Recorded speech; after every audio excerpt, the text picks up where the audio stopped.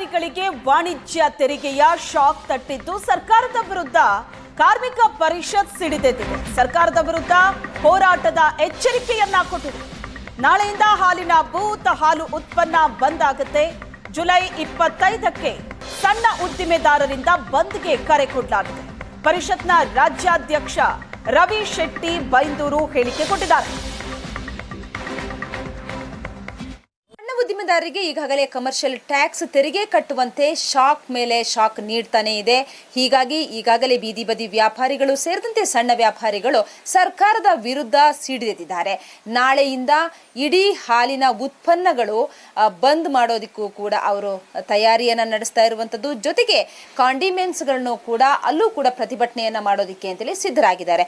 ನಮ್ಮ ಜೊತೆಗೆ ಇದ್ರ ಬಗ್ಗೆ ಮಾತನಾಡೋದಕ್ಕೆ ಕಾರ್ಮಿಕ ಪರಿಷತ್ತಿನ ರಾಜ್ಯಾಧ್ಯಕ್ಷರಾಗಿರುವಂತಹ ರವಿ ಶೆಟ್ಟಿ ಬೈಂದೂರು ಅವರಿದ್ದಾರೆ. ಅವ್ರನ್ನ ಮಾತಾಡಿಸ್ತೀನಿ.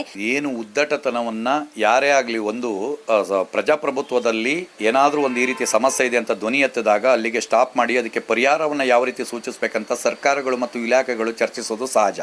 ಆದರೆ ಇಲ್ಲೇನಾಗ್ತಾ ಇದೆ ಅಂದರೆ ಸರ್ಕಾರನೂ ನನಗೆ ಹೇಳ್ತಾ ಇಲ್ಲ, ಇದು ನಂದಲ್ಲ ಇದು ಅಂತ ಕೇಂದ್ರ ಸರ್ಕಾರ ಅಲ್ಲ ಅಂತ ಬಿಟ್ಟು ರಾಜ್ಯ ಸರ್ಕಾರ ಹೇಳ್ಕೊಂಡು ಅಧಿಕಾರಿಗಳು ನನಗೆ ಗೊತ್ತೇ ಇಲ್ಲ ಇದ್ರ ಬಗ್ಗೆ ಅನ್ನೋ ಒಂದು ರೀತಿಯಲ್ಲಿ ಇಡೀ ಕರ್ನಾಟಕ ಇಡೀ ಇಂಡಿಯಾ ತಿರುಗಿ ನೋಡುವಂಥ ಇಶ್ಯೂ ಆಗಿದೆ. ಇಲ್ಲಿ ನಮಗೆ ಗೊತ್ತಿಲ್ಲ ಅಂತ ಹೇಳ್ಬಿಟ್ಟು ಮತ್ತೆ ತೆರಿಗೆ ಇಲಾಖೆಯವರು ನೋಟಿಸನ್ನು ಇಶ್ಯೂ ಮಾಡೋದು ಅಂತ ಉದ್ದಟತನವನ್ನು ಪ್ರದರ್ಶನ ಮಾಡ್ತಾ ಇದ್ದಾರೆ.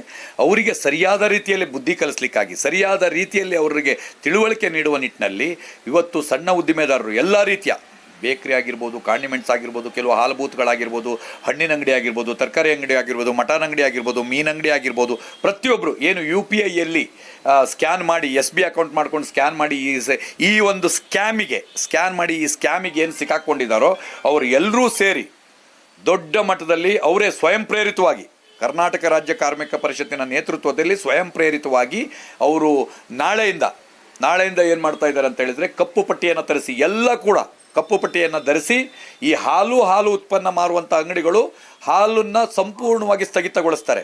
ಯಾವುದೇ ಕಾರಣಕ್ಕೂ ಹಾಲನ್ನು ಮಾರಾಟ ಮಾಡಲ್ಲ, ಹಾಲಿನ ಉತ್ಪನ್ನಗಳನ್ನು ಮಾರಾಟ ಮಾಡಲ್ಲ, ಟೀ ಕಾಫಿಯನ್ನು ಮಾಡಲ್ಲ. ಟೀ ಕಾಫಿ ಮಾಡೋದೇ ಹೋದಾದರೂ ಅದು ಬ್ಲ್ಯಾಕ್ ಟೀ ಆಗಿರುತ್ತೆ, ಬ್ಲ್ಯಾಕ್ ಕಾಫಿ ಆಗಿರುತ್ತೆ, ಈ ರೀತಿಯಾಗಿ ಮಾರ್ತಾರೆ. ಅದಾದ ನಂತರ 25ನೇ ತಾರೀಕು ಬೆಳಗ್ಗೆಯೇ ಕುಟುಂಬ ಸಮೇತರಾಗಿ ಸಂಪೂರ್ಣ ಎಲ್ಲ ಅಂಗಡಿಗಳು ಬಂದಾಗ್ತದೆ. ಏನು ಸಣ್ಣ ಪುಟ್ಟ ಉದ್ದಿಮೆದಾರರು ಏನಿದಾರೋ ಈ ತೆರಿಗೆ ಎಂಬ ಸ್ಕ್ಯಾಮಿಗೆ ಯಾರ್ಯಾರು ಸಿಕ್ಕಾಕೊಂಡಿದ್ದಾರೋ ಅವರು ಸಂಪೂರ್ಣವಾಗಿ ಸ್ವಯಂ ಪ್ರೇರಿತವಾಗಿ ಬಂದ್ ಮಾಡಿ ಫ್ರೀಡಂ ಪಾರ್ಕಿಗೆ ಬರ್ತಾ ಇದ್ದಾರೆ.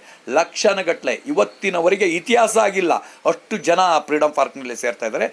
ಯಾರು ಗ್ರಾಹಕರು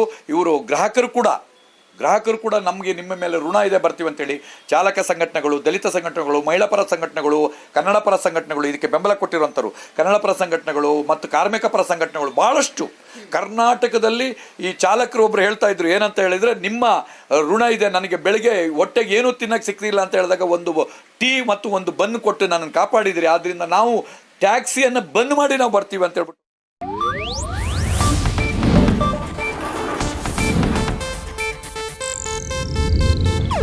ಇದು ಏಷ್ಯಾನೆಟ್ ನ್ಯೂಸ್ ನೆಟ್ವರ್ಕ್ ಪ್ರಸ್ತುತಿ.